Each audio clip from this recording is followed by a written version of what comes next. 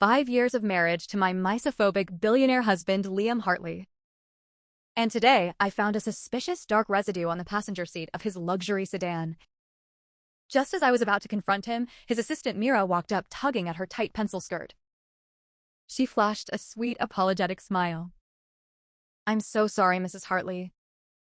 I have a habit of going commando, and I think I might have ruined Mr Hartley's beautiful leather seats. My bad." Liam merely nodded, completely unfazed. "It's fine. Don't worry about it." That night, I gave Liam a cold warning. I don't share dirty men. If anything like this happens again, we are getting a divorce. The very next day, he fired Mira. I thought that was the end of it until the day my mother passed away. That afternoon, I received a video message from Mira. Through a foggy glass window, I could clearly make out two tangled silhouettes. And then came Liam's heavy voice over the speaker. "Stop playing around." My eyes welled with tears. Before I could save the video, she deleted it. A sharp pain pierced my chest. Without hesitation, I texted my divorce lawyer. "Draft the divorce papers immediately. I want them ready now." On the day of the funeral, Liam arrived late. He looked as elegant in high society as ever. But as he stepped closer, I caught the scent of sweet, cheap perfume clinging to his designer suit. I looked down. Right on his collar, partially hidden, was a dark red mark. The last ounce of warmth in my heart died right there, washed away by the freezing rain. He walked up to me, but before he could say a word, a figure burst into the chapel. It was Mira, Liam's former assistant. She was wearing a loud, skin-tight red dress that hugged her hips with a carefully painted look of grief on her face. She walked straight toward Liam. "Liam, please accept my condolences," she said softly. Suddenly, her heel twisted.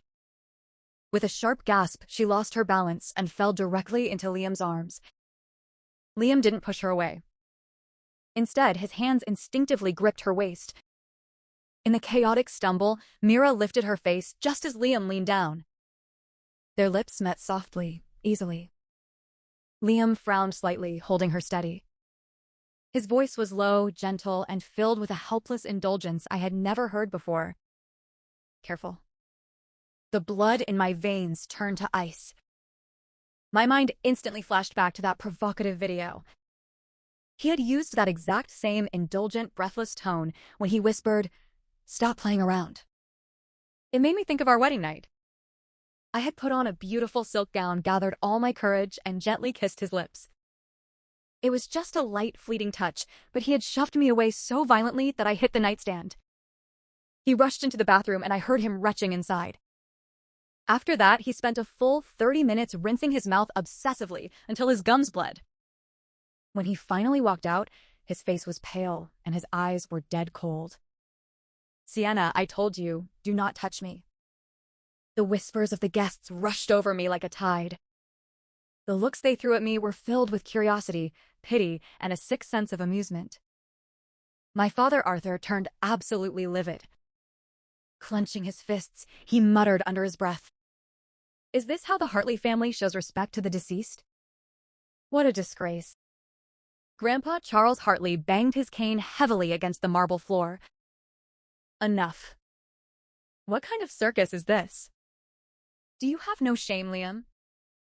Liam's face turned pale. He finally let go of Mira, but he still kept her shielded behind his back. He lowered his head to Grandpa Charles. "I am sorry, Grandpa. Mira didn't mean to. She didn't mean to."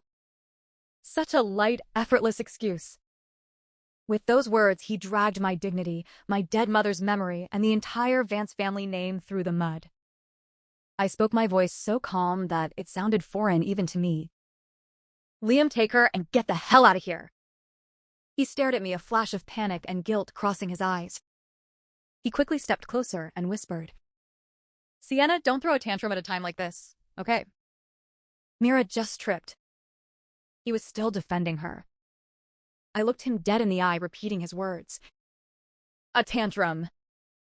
You are openly defending another woman at your wife's mother's funeral, and you think I'm the one throwing a tantrum. His lips parted, but the words that came out broke my heart completely. I owe her, Sienna, he pleaded quietly. Please don't make this look any uglier than it already is. Behind him, Mira peeked out, her eyes wet with fake tears, but sparkling with triumph. At that moment, I actually laughed. Why should I care about making a scene? No matter how hysterical I acted, nothing could hurt more than the knife he had just plunged into my chest. I said, "Get out." Are you deaf? Liam closed his eyes in pain. Ultimately, he turned around, took Mira by the arm, and escorted her out of the chapel. As Mira passed me, she shot me a smug, victorious look, and Liam didn't even dare to look at me again. The funeral finally ended. I forced myself to say goodbye to the remaining guests before walking alone into my mother's old bedroom. The room still smelled of her. I stared at the photo of her gentle, smiling face on the vanity, and just like that, the tightly wound string inside me snapped. A wave of overwhelming grief and the crushing humiliation of betrayal washed over me. I covered my mouth to muffle my sobs, but my knees gave out and I slid down to the cold floor. My mother's face in the photo blurred. Eventually, everything went dark. When I woke up, I was in a hospital bed. I tried to move my hand and felt the cold prick of an IV. The door opened, and a tall man in a white lab coat walked in. He wore gold-rimmed glasses and had a gentle, comforting presence. It was Noah Montgomery. I had only met him once at a charity gala. He was the heir to the prestigious Montgomery family, but he had chosen a quiet life as a humanitarian doctor. You're awake. He handed me my chart. Sienna, you are 6 weeks pregnant, but due to extreme emotional distress and exhaustion, you are showing signs of a threatened miscarriage. If you want to keep this baby, you need absolute bed rest. My heart sank. My hand instinctively flew to my flat stomach. This baby, the one I had prayed for, the one I had gone through so much pain to conceive, was now nothing but a cruel joke. My father stood by the bedside, his brow furrowed in anger. He and my mother had lived separate lives for years, and he had his own mistresses and secret kids. His fury right now wasn't out of love for me. It was because Liam's public stunt had embarrassed him. That absolute bastard. Just wait till he gets here. I'm going to ruin him. But within minutes, my father's phone rang. He took the call and left immediately. In the end, I was still completely alone.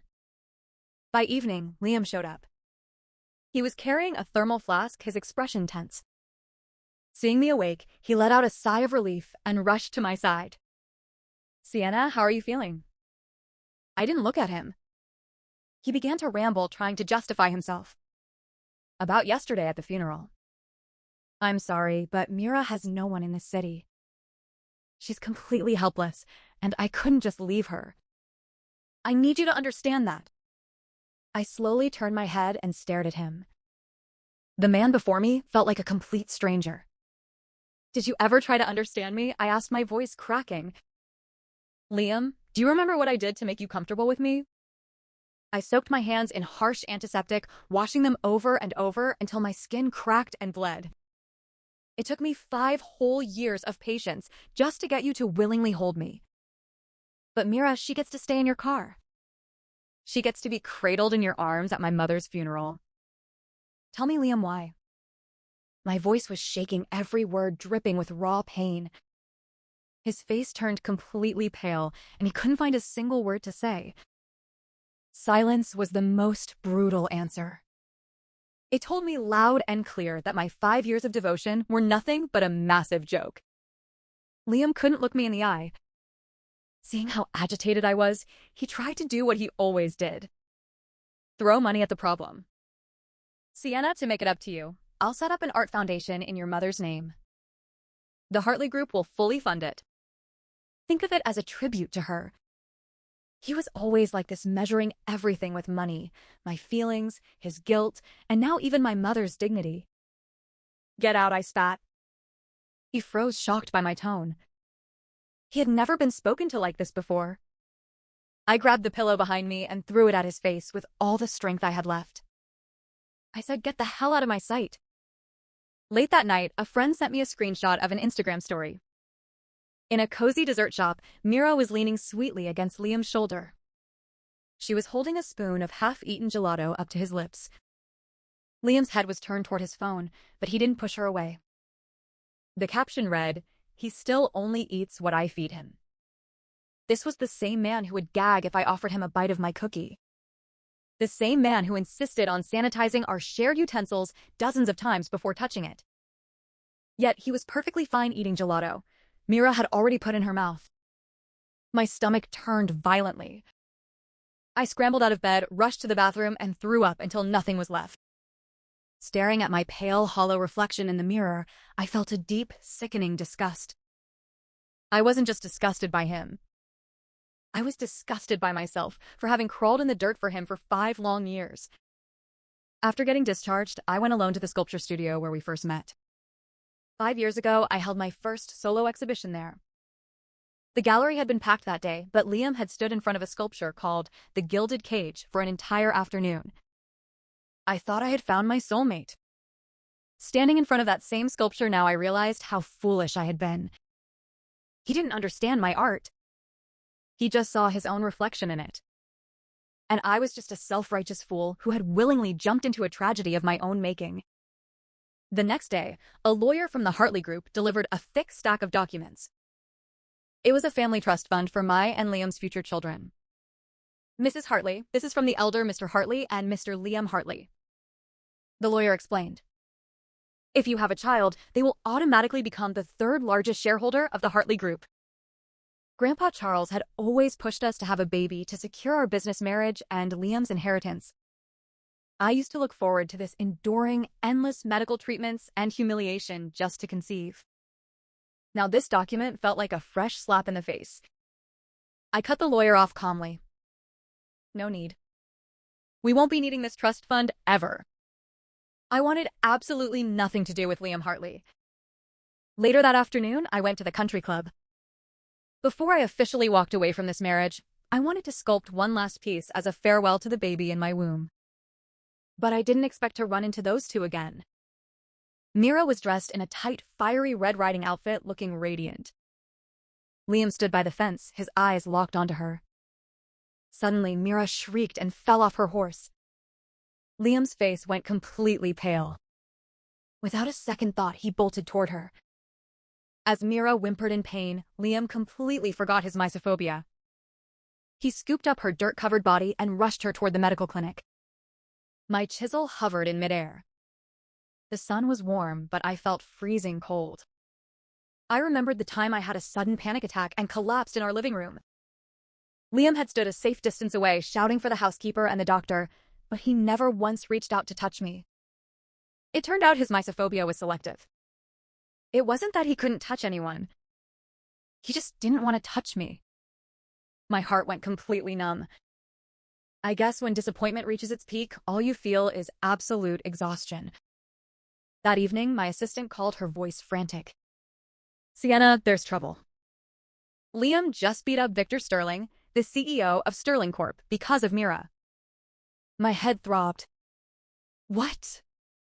Apparently, Mira claimed Victor harassed her. Liam barged right into their business dinner and beat Victor so badly he's in the ER. Liam was covered in cheap booze and blood, but he didn't care at all. He went straight back to the office to call an emergency board meeting. Overnight, he managed to tank Sterling Corp stock. I listened in silence. For Mira, he could be reckless. He could fight. He could tolerate the dirt and blood he hated most. He could throw all his principles out the window. For Mira, he could do anything. I quietly hung up and emailed the signed divorce papers to Liam. Then I drove back to my sculpture studio.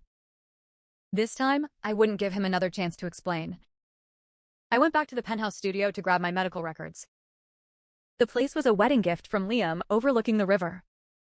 But when I pushed the door open, the sight before me made my stomach turn. The studio was a total mess. The air was thick with the unmistakable musky scent of sex. The sculpture I had spent days working on for my baby was knocked off its pedestal, shattered into pieces, scattered across the floor, and covered in dirty footprints. Beside the pedestal lay a discarded lace bra and other intimate items. My breathing stopped. Rage and disgust boiled in my chest, quickly replaced by an icy, hollow feeling. I let out a bitter laugh, knelt down, and began packing my sculpting tools and sketches into a box. Just as I taped the last box shut, the electronic lock on the front door beeped. Then came the sound of heavy breathing, giggling, and a woman's suggestive whimpers. "Liam, let's do it right here." Then Liam's strained, familiar voice replied, "Stop."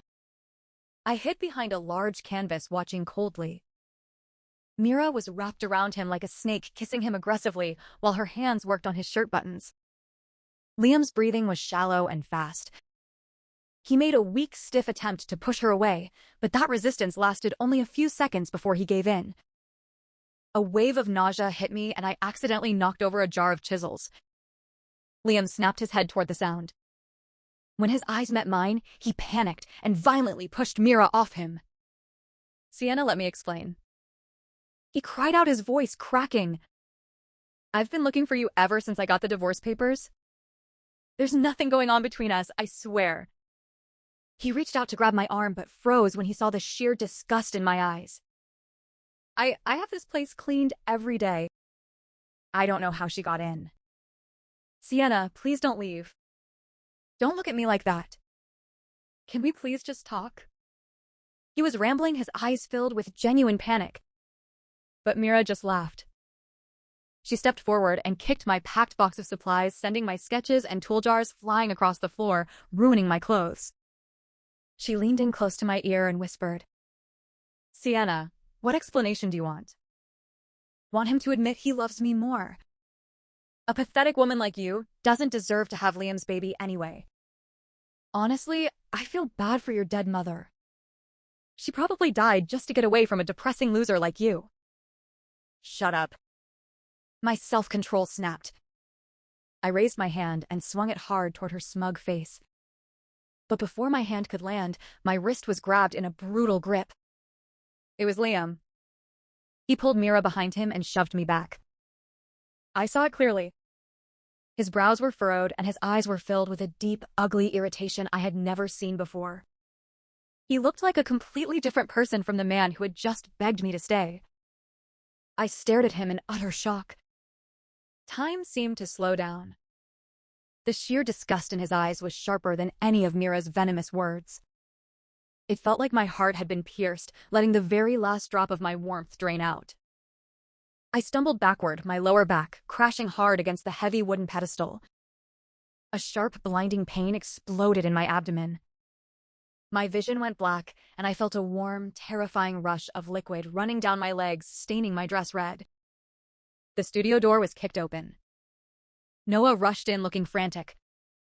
He had probably come looking for me because I hadn't answered his calls. The moment he saw the pool of bright red blood beneath me, he ran over and scooped me up into his arms. "Are you insane?" Noah roared at Liam, his eyes burning with fury. "Did you seriously not know she was pregnant?" Liam froze on the spot, his hands trembling violently. "Pregnant? No. How?" The world spun in a blur of blinding white lights, shouting voices, and the sharp metallic smell of blood. "Sienna, stay with me. Keep your eyes open." Noah's voice roared above the chaos, trembling with a panic I had never heard from the cool, composed doctor.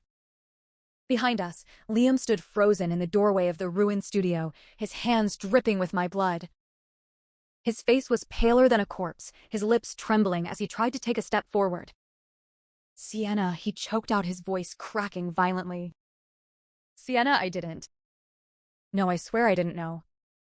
He reached out his trembling, blood-stained hand to touch my dress.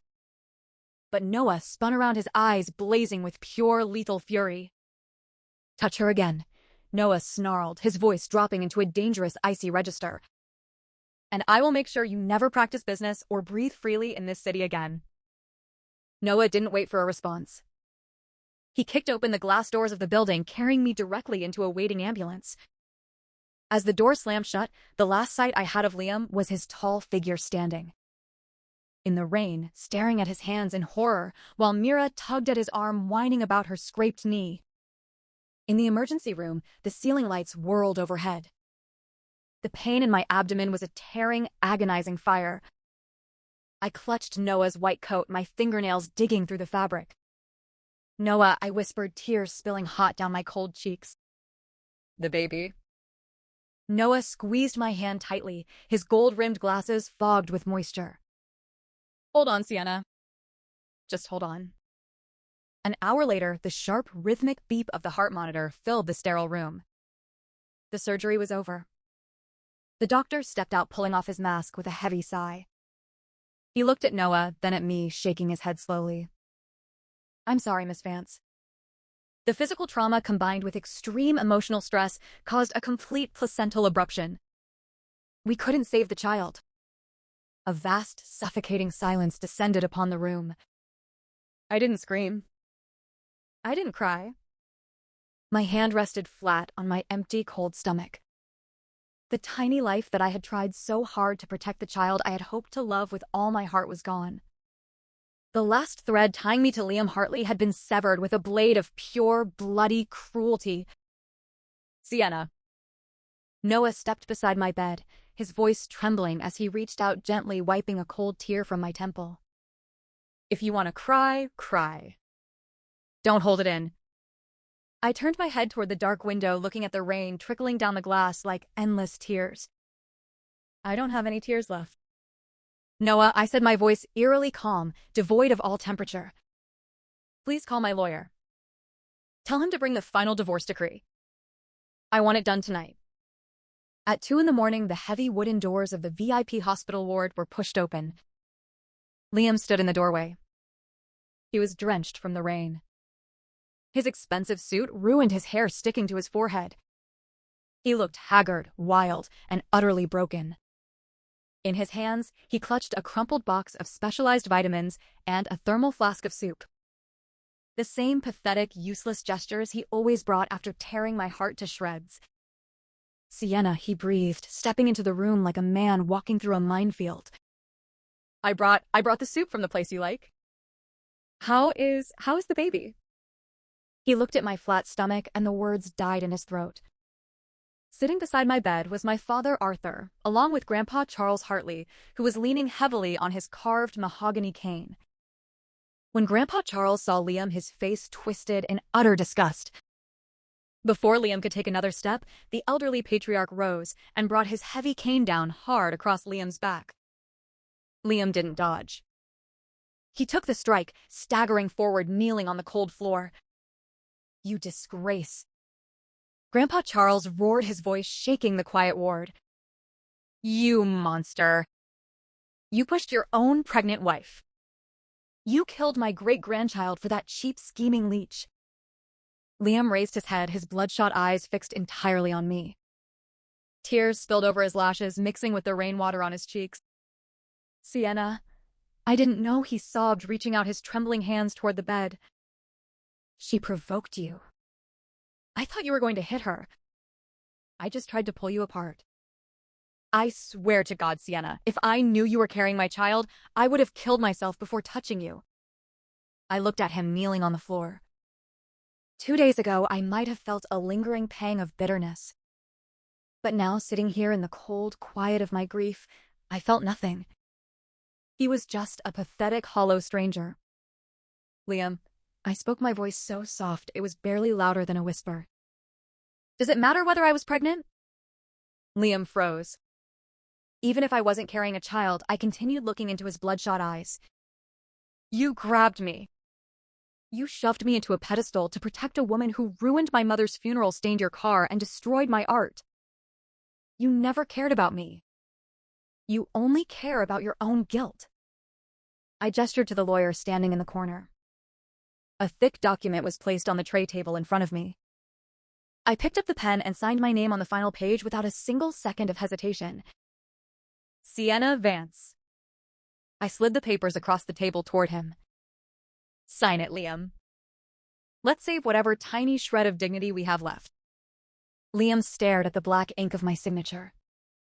He shook his head, violently clutching his chest as if he couldn't breathe. No, I won't sign," he shrieked, crawling forward on his knees until he reached the edge of my bed. "Sienna, please punch me. Kick me. Take everything I own. But don't leave me. I love you. I've always loved you. Arthur Vance sneered, stepping forward and kicking Liam away from the bed. You call that love? You treated her like a biohazard for 5 years while letting your assistant feed you gelato? Get out of here before I have my men break your legs. Liam, I said, looking away from his kneeling form. If you don't sign, my lawyer will file a criminal complaint against you for aggravated assault resulting in the loss of a fetus. You can choose to leave this marriage cleanly, or you can sign it in a prison cell. Liam's body stiffened. He looked at my cold, unyielding profile, realizing for the first time in 5 years that I meant every single word. The girl who used to wash her hands until they bled just to hold his palm was dead. With shaking, blood-stained fingers, Liam picked up the pen. He wept uncontrollably, his tears blotting the white paper as he carved his name into the line. Liam Hartley. It's done, the lawyer said, collecting the papers. Mr. Hartley, you are officially divorced from Ms. Vance. You have 24 hours to vacate her personal properties. Liam sat on the cold floor, holding his head in his hands, letting out a shattered, agonizing wail that echoed through the sterile hospital corridor. After leaving the hospital, Liam returned to the penthouse studio in a state of absolute, unhinged delirium. The rain was pouring outside. The studio was dark-smelling, faintly of stale clay perfume and dried blood.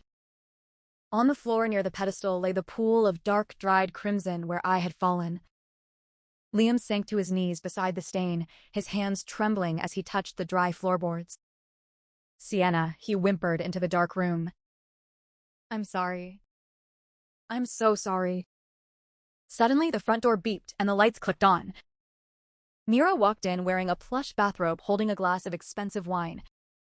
When she saw Liam kneeling on the floor, she put on a pathetic, tearful expression and rushed over.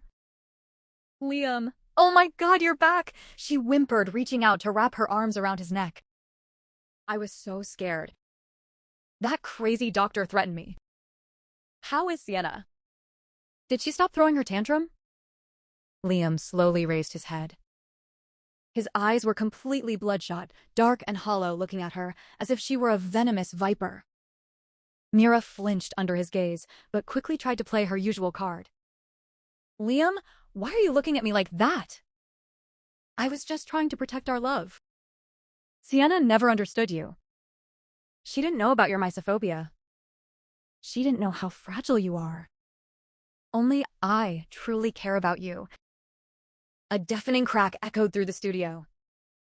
Mira was thrown to the floor by the sheer force of the blow, her wine glass shattering against the hardwood. Red wine spilling across her white robe. She clutched her swollen cheek, staring at Liam in utter shock. Liam, you hit me. My child is dead. Liam whispered, his voice trembling with a terrifying, unhinged rage. Sienna divorced me, and you're sitting here drinking my wine. Mira panicked, scrambling backward on her hands and knees. Liam, it wasn't my fault. I didn't know she was pregnant. She fell on her own. She framed me. Framed me. Liam laughed, a dry, bitter, terrifying sound. He reached into his coat, pulled out his phone, and tossed it onto the floor in front of her. On the screen was a security footage export that his head of security had pulled an hour ago from the studio's smart lock and hallway cameras. The video clearly showed Mira entering the penthouse using an unauthorized keycard she had cloned months ago. It showed her deliberately kicking my boxes, smearing clay on the sculpture, and whispering viciously into my ear before I raised my hand. And most damning of all, it showed Mira putting a liquid substance into Liam's water bottle at the office 3 days ago, the very substance that had lowered his inhibitions and triggered his sudden, unnatural surges of desire. Liam had never suffered from selective mysophobia. Mira had been dosing him with mild hallucinogens and hormone disruptors for months, gaslighting him into believing that only her touch felt safe while making him feel repulsed by his own wife. Liam stepped toward her, his face twisted in pure loathing. You poisoned me. You made me hate the woman I swore to protect. Mira's face turned ashen. The delicate, innocent mask she had worn for years shattered completely, revealing the cold, calculating opportunist beneath. She scoffed, wiping the blood from her lip, and stood up, no longer bothering to fake her sweetness. So what if I did? Mira sneered, her voice turning sharp and venomous.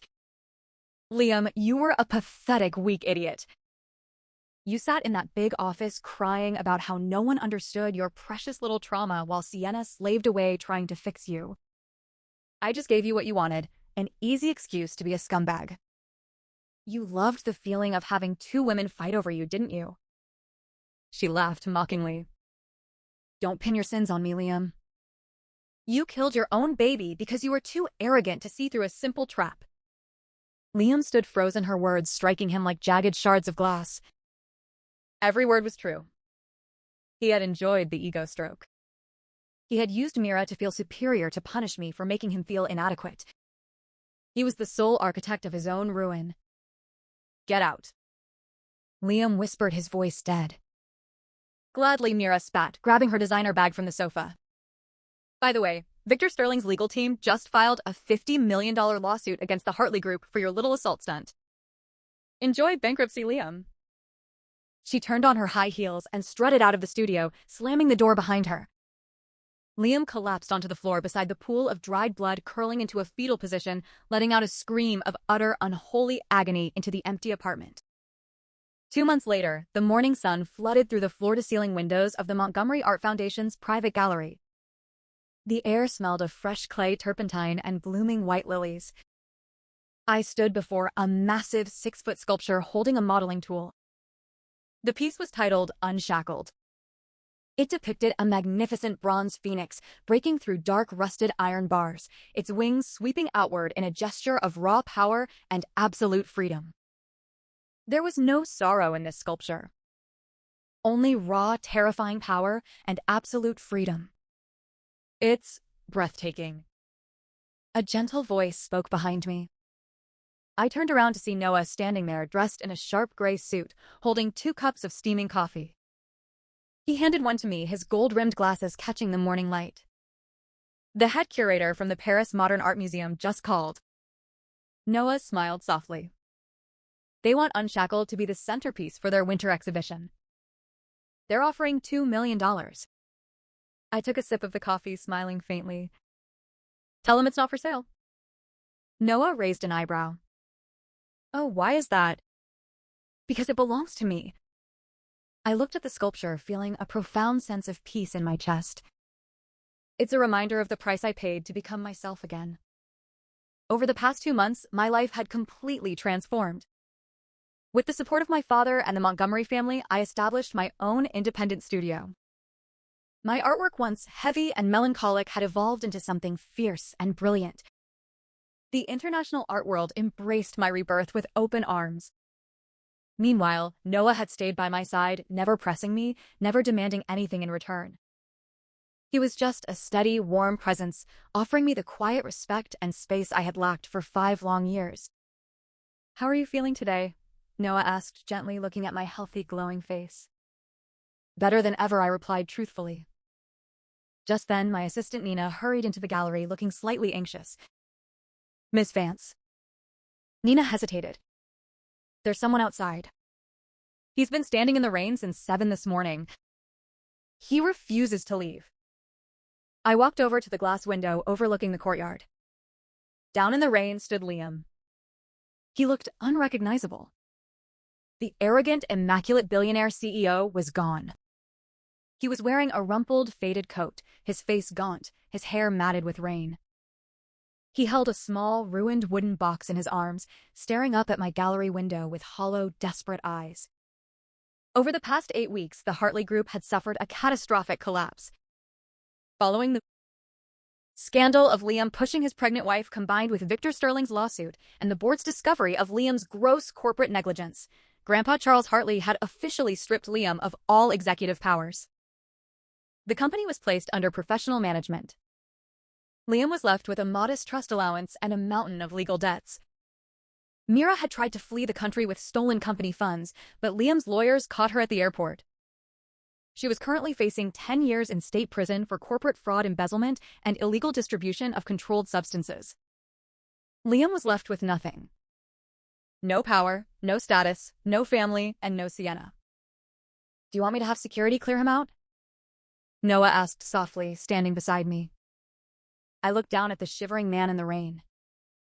2 months ago, the sight of his suffering might have given me a cold sense of revenge, but now looking at him, I felt nothing more than the mild annoyance one feels toward a stray leaf blown against the window. No need, I said calmly, pulling down the velvet blinds. He doesn't exist to me anymore. That evening, the Montgomery Art Foundation held its annual opening gala. The gallery was packed with high society elites, international art collectors, critics, and journalists. Flashes of cameras illuminated the grand hall and laughter filled the air. I wore a sleek sapphire blue silk gown, my hair styled in an elegant updo, standing beside my father and Noah as we greeted the guests. Suddenly, a commotion broke out near the main entrance.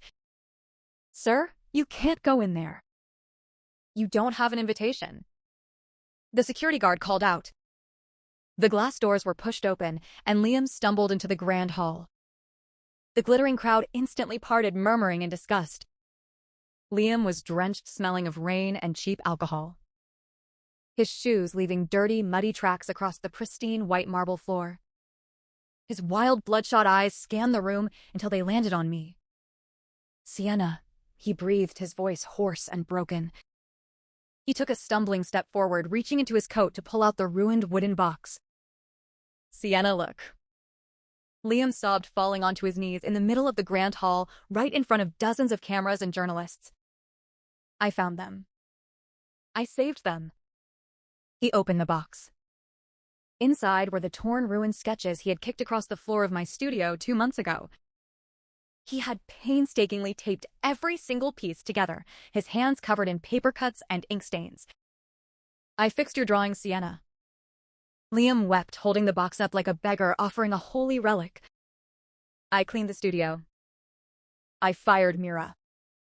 I gave everything back to Grandpa. Please, Sienna, look at me." The journalists began flashing their cameras frantically. The whispers of the crowd swept through the room like a cold wind. "Isn't that Liam Hartley? My God, he looks like a homeless man. He's the one who pushed her and caused her miscarriage, right? How dare he show his face here?" Liam didn't care about the cameras. He didn't care about his dignity. He crawled across the marble floor toward me, his hands reaching for the hem of my dress. "Sienna, I'm sick," he wept, clutching his head in agony. "My mysophobia, it's getting worse. I can't touch anything. I can't breathe. Everything smells like blood. Only you. Only your hand felt clean. Please, Sienna. Wash your hands for me one more time. I'll let you hold. I'll never push you away again." He reached my feet, attempting to grab my silk skirt. Before he could touch me, Noah stepped forward, his polished leather shoe firmly blocking Liam's hand. I looked down at the kneeling man. The billionaire who used to gag if I touched his lips was now begging in the dirt, desperate to touch the hem of my gown. "Liam," I spoke, my voice calm, clear, and ringing through the silent hall. Liam raised his wet, hopeful face. "You said your mysophobia made everything feel dirty," I said, looking into his eyes with absolute indifference. "Do you know what I smell when I look at you now?" Liam trembled. "What?" "Rot," I said softly. "You smell like rotting guilt." Liam's face went completely blank, as if those 2 words had carved out his very soul. "Security," Noah called out calmly. "Escort this man out. He is disturbing our guests." 4 heavy security guards stepped forward, grabbing Liam by his arms and lifting him off the floor. "Sienna. Sienna." Liam screamed hysterically as he was dragged backward across the marble floor, his hands desperately reaching toward me, spilling his taped-up sketches across the mud-stained tiles. "I love you. Please, Sienna. Don't leave me in the dark." The heavy glass door swung shut, cutting off his pathetic screams completely. The gallery fell silent for a beat before the music resumed, and the guests went back to their champagne and conversations. I looked at the scattered taped sketches on the floor near the entrance. "Nina," I said to my assistant, "clean that up. Throw it in the trash." "Yes, Miss Vance." I turned back to the crowd, picking up a glass of champagne from a passing waiter's tray. Noah stepped beside me, offering me a warm, gentle smile. "Are you all right?" I looked at him then, out at the grand sculpture of Unshackled shining under the gallery spotlights. I took a sip of the sweet wine, feeling the warmth spread through my veins, and smiled, a real, radiant, unburdened smile. "I've never been better," I said softly. The cage was broken, the rain had stopped, and for the first time in my life, the sky ahead was entirely my own. 1 year later, the city of Venice was bathed in the golden light of the late afternoon sun. In a private villa overlooking the Grand Canal, an international art gala was taking place. The courtyard was filled with blooming roses, soft violin music, and laughter. A massive bronze sculpture hung on the central stone wall, a masterpiece titled Rebirth, showing a woman walking out of a storm into a sea of sunlight. It had just been auctioned for a record-breaking $5 million, with all proceeds donated to a foundation supporting victims of domestic emotional abuse. To the artist, Noah murmured, stepping up beside me on the balcony, overlooking the water, clinking his champagne glass against mine. I wore an elegant cream silk dress, my hair flowing softly in the warm sea breeze.